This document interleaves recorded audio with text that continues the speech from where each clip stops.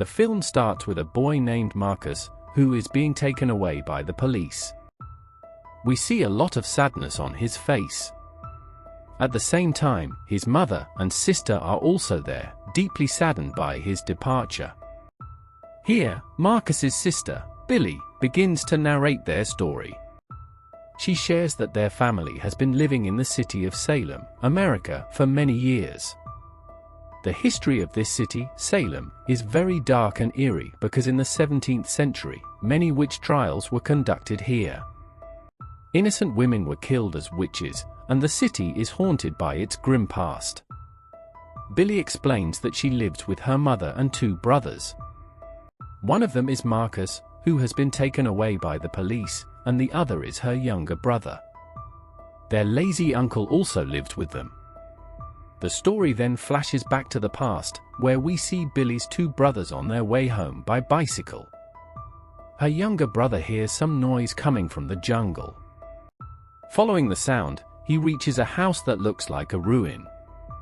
Upon checking, he finds a knife and a diary there. Soon, his elder brother, Marcus, also arrives.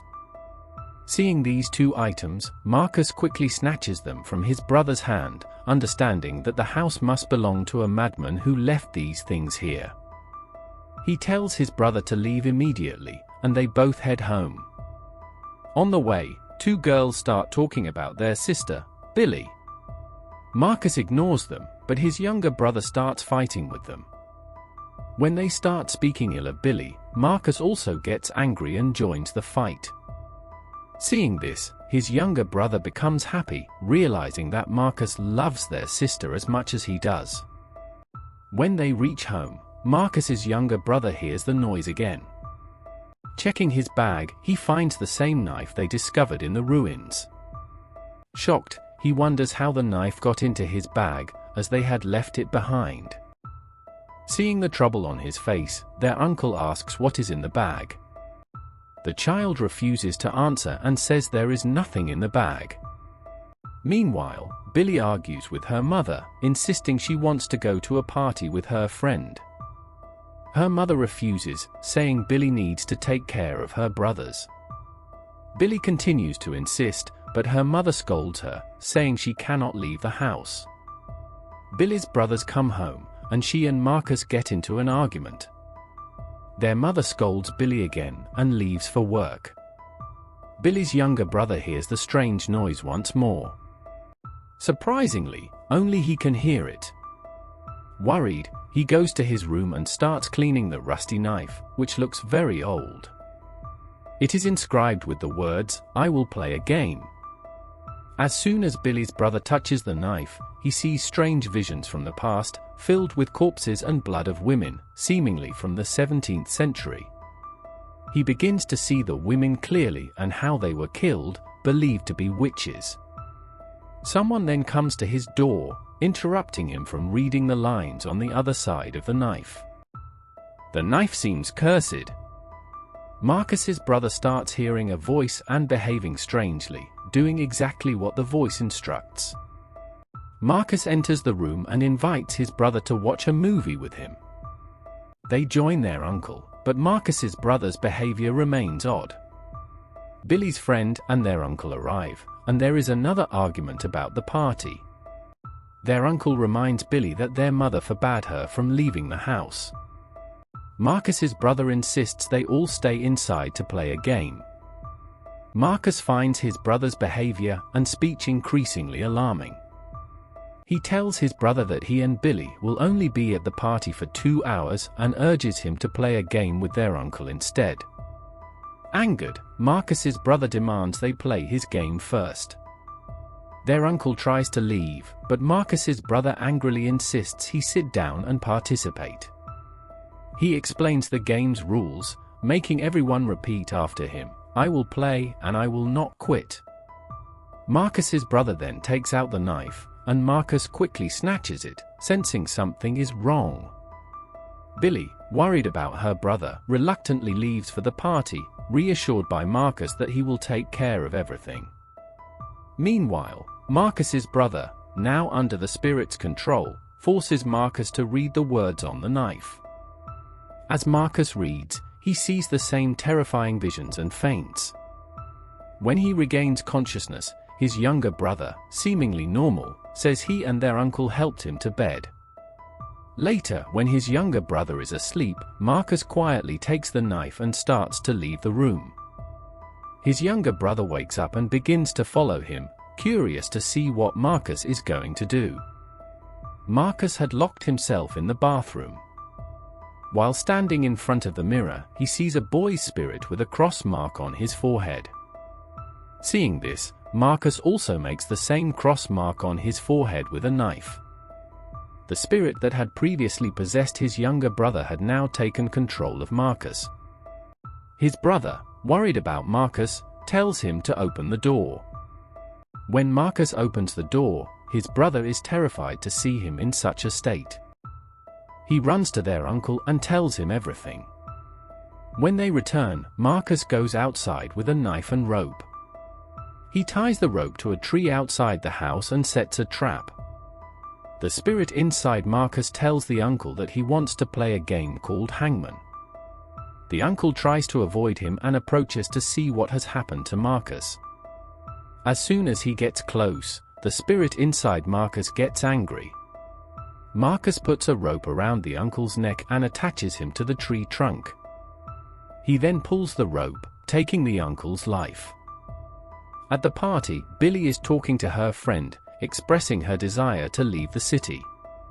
When she goes inside to get another drink, she sees her friend with another girl and realizes he is cheating on her. Heartbroken, she leaves the party crying and heads home. Meanwhile, Marcus arrives at the party. After a while, others also arrive and are shocked to see Marcus in such a state. Marcus grabs one of his friends and takes her hostage, holding a knife to her neck. He demands that they play a game with him, which turns out to be a hide-and-seek game. Their hiding spots are revealed.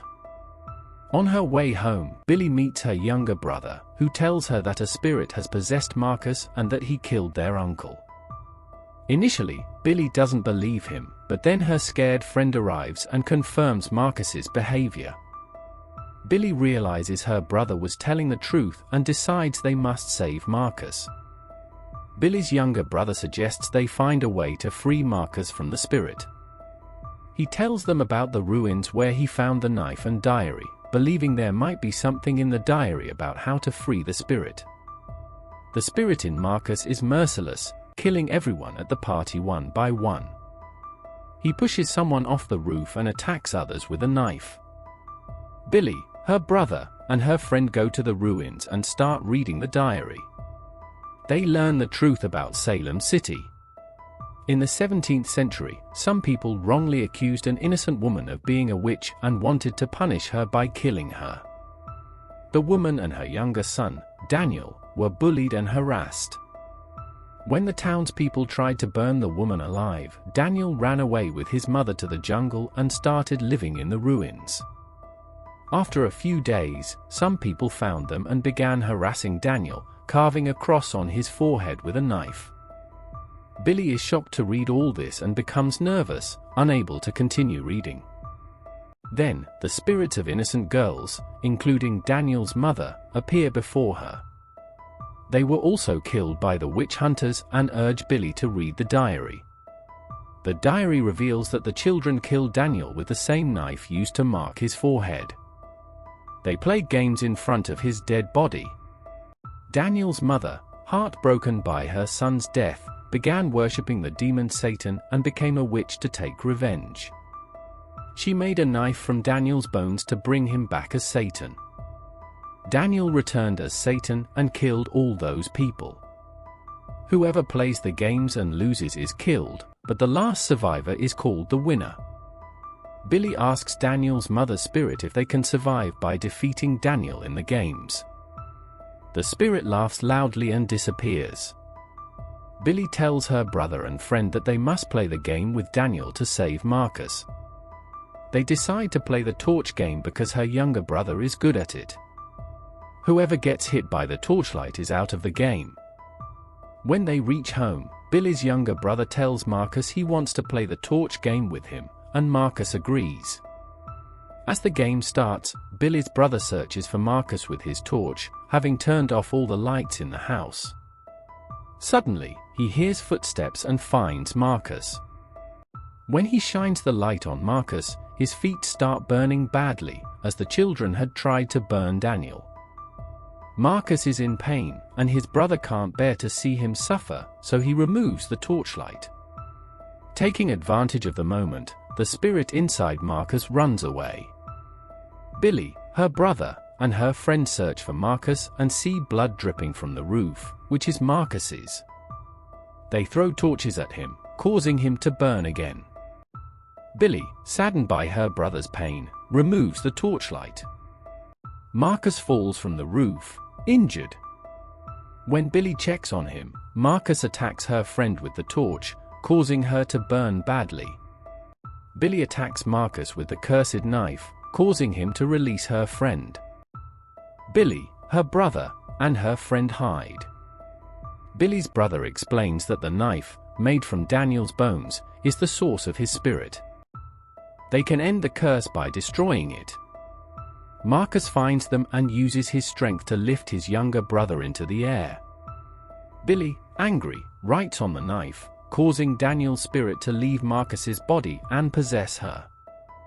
Billy sees many spirits attacking her and reaches the world of souls, where she attacks Daniel to finish him. She returns to the real world, telling everyone she has almost defeated Daniel's spirit. But then she sees blood on her hand, which is Daniel's. Bloodstains start spreading throughout the house, indicating Daniel has returned with her. Daniel locks Marcus and his brother in a closet. Marcus, feeling guilty for the deaths he caused while possessed, is comforted by his brother, who tells him it's not his fault. Outside, Daniel attacks Billy, who calls for Marcus's help. Marcus breaks the closet door and tries to stop Daniel but is thrown away. Billy's younger brother, angry, challenges Daniel to a game. As Daniel approaches, Billy's brother stabs him with the cursed knife, causing Daniel to burn and turn to ash, disappearing as black smoke. The next day, Marcus surrenders to the police, ashamed of the deaths he caused. This is the same scene we saw at the beginning of the story. Later, we see the same ruins where the fire burns out suddenly, revealing the cursed knife and diary. This indicates that the game of death is not over, and Daniel's spirit will return when someone takes the knife and diary, restarting the chain of death. With this horrific ending, the story of the film concludes.